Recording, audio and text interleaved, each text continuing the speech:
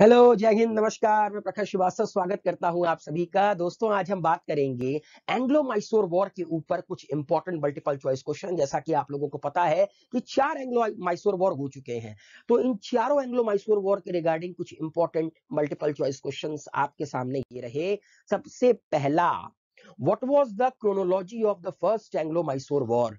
पहला Anglo Mysore war कब से कब के बीच में हुआ? तो दोस्तों, पहला एंग्लो मैसूर वॉर हुआ 1767 से लेकर 1769 के बीच में। Now, what is the meaning of Dalavai? ठीक है, ये इस्तेमाल होता था मैसूर में। आपको बताना है कि दालावाई का असली मतलब क्या था। Prime minister, finance minister, chief इन कमांडर या डिफेंस मिनिस्टर? तो दोस्तों, दालावाई चीफ इन कमांडर को कहा जाता था, जो कि हैदर अली थे जब वोडेया डायनेस्टी रूल करती थी मैसूर के ऊपर। नेक्स्ट, हैदर अली मैसूर की राजगद्दी पर कब बैठते हैं? 1756 एडी, 1761 एडी, 1763 एडी या 1764 एडी? तो सही उत्तर के दोस्तों, हैदर अली 1761 एडी में मैसूर की राजगद्दी पर विराजमान होते हैं। अगला सवाल, जब पहला एंग्लो मैसूर वॉर हुआ 1767 से लेकर 1769 के बीच में, तो ब्रिटिश गवर्नर जनरल कौन था? Lord Ripon, lord Verelst, lord Lytton या लॉर्ड वेलेस्ली?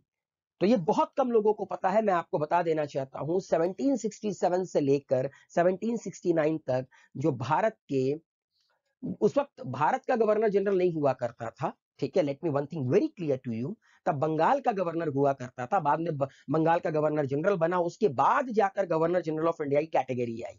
तो लॉर्ड वेरेल्स ये आपके गवर्नर थे, ब्रिटिश गवर्नर जनरल थे जब पहला एंग्लो मैसूर वॉर हुआ 1767 से लेकर 1769 के बीच में। नेक्स्ट, इनमें से कौन सी ट्रीटी पहले एंग्लो मैसूर वॉर के एंड के बाद हुई, मतलब ऑफिशियली एंड मानी जाती है इस ट्रीटी को of this first Anglo Mysore war? Treaty of Mysore, treaty of Madras, treaty of Mangalore या ट्रीटी ऑफ मछलीपट्टनम? तो दोस्तों, ट्रीटी ऑफ मद्रास साइन किया गया between Haidar Ali and Britisher. ठीक है, और उसमें ये शर्तें रखी गई थी कि हैदर अली और अंग्रेजों ने एक दूसरे की जिन जमीनों पर कब्जा किया है उसको वापस कर देंगे, एंड कल को अंग्रेजों को अगर हैदर अली की जरूरत पड़ेगी तो अंग्रेज आएंगे, और अगर अंग्रेजों को हैदर अली की जरूरत पड़ेगी तो हैदर अली जाएंगे, अगर हैदर अली को अंग्रेजों की जरूरत पड़ेगी तो अंग्रेज आएंगे। लेकिन अंग्रेजों ने धोखाधड़ी की थी, धोखा तो उनके खून में था ना अंग्रेजों के, इसीलिए सेकंड एंग्लो मैसूर वॉर हुआ जब अंग्रेजों ने धोखा दिया। जब मराठाओं ने हमला किया हैदर अली के ऊपर, अंग्रेज नहीं आए according to treaty of Madras which took place in 1769, तब हैदर अली ने अंग्रेजों के खिलाफ दूसरा मोर्चा खोला था सेकंड एंग्लो मैसूर वॉर में। Next, second Anglo Mysore war दोस्तों कब से कब के बीच में हुआ? तो 1780 से 1784 एडी के बीच में हुआ सेकंड एंग्लो मैसूर वॉर। अगला सवाल, हैदर अली कब एक्सपायर किए? हैदर अली की मृत्यु कब हुई? तो 1782 में during second Anglo Mysore war Haidar Ali की मृत्यु होती है। उनके बाद उनके बेटे टीपू सुल्तान इसको कैरी फॉरवर्ड करते हैं। Next, second Anglo Mysore war के दौरान ब्रिटिश गवर्नर जनरल कौन था? Lord Ripon, lord William Bentinck, lord Warren Hasting या लॉर्ड वेलेस्ली? तो सही उत्तर के दोस्तों, लॉर्ड वेरन हेस्टिंग, जो 1773 से लेकर 1785 तक भारत के वाइसरॉय ये थे, बंगाल के गवर्नर थे, वो सेकंड एंग्लो मैसूर वॉर के दौरान ब्रिटिश गवर्नर जनरल थे। नेक्स्ट, कौन सी ट्रीटी साइन हुई सेकंड एंग्लो मैसूर वॉर के एंड में बिटवीन टीपू सुल्तान एंड अंग्रेज?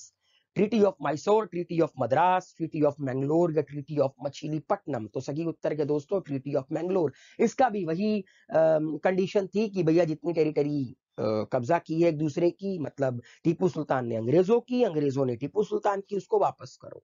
अंग्रेजों की आदत थी जब जूते पड़ते थे तो ट्रीटी करते थे।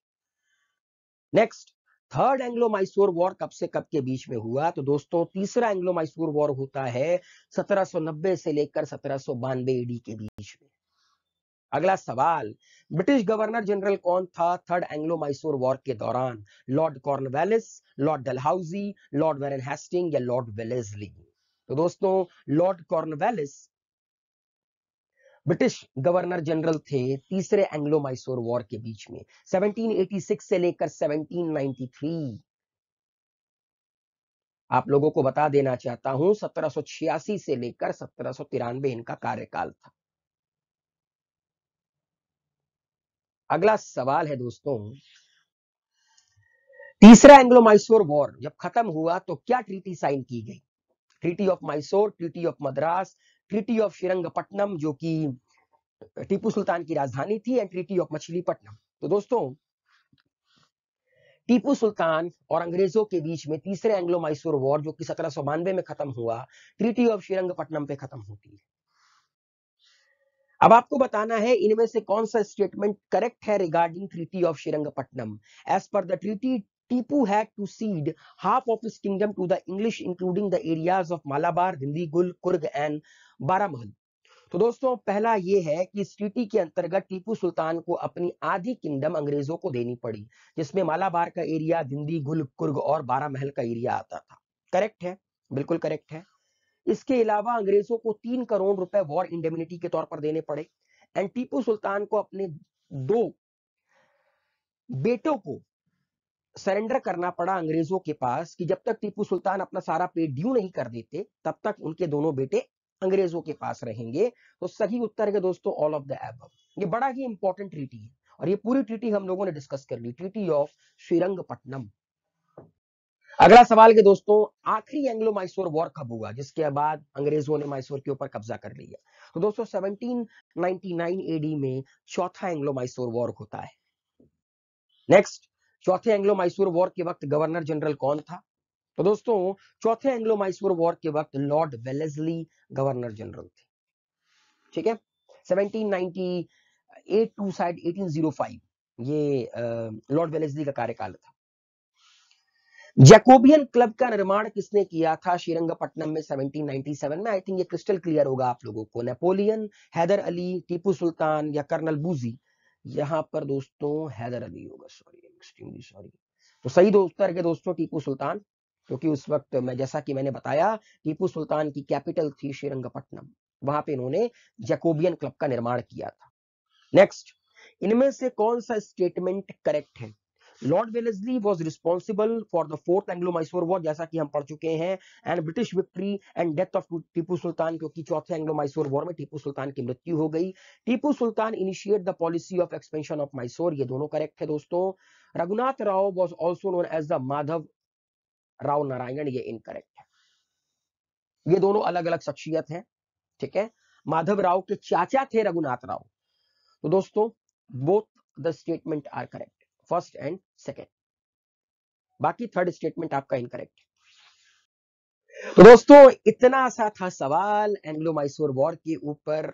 उम्मीद है आप लोगों को ये वीडियो पसंद आया होगा। अपना प्यार दीजिए, मेरे चैनल को सब्सक्राइब कीजिए, वीडियो को लाइक शेयर कमेंट कीजिए। हेल्दी रहिए, सेफ रहिए, मस्त रहिए।